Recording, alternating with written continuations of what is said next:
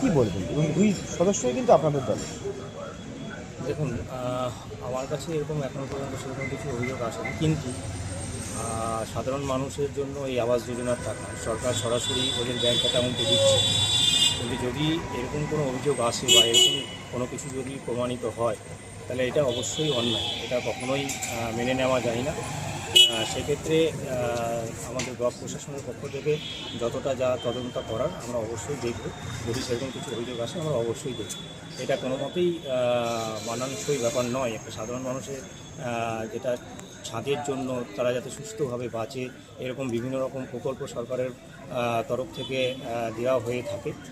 তো সেই ক্ষেত্রে এরকম অভিযোগ যদি হয়ে থাকে বা এরকম যদি কিছু সমস্যা উঠে আসে, তাহলে সেটা সত্যিই অন্যায় এবং আমরা অবশ্যই সেটা তদন্ত করে দেখার চেষ্টা করব। অবশ্যই দেখব। দলীয়ভাবে কোনো ব্যবস্থা নেওয়া হবে?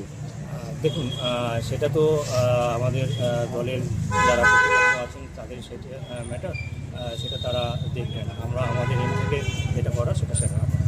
আপনার নাম আর? আমি রাজেশ পাল, সভাপতি ২০৫০ সাল।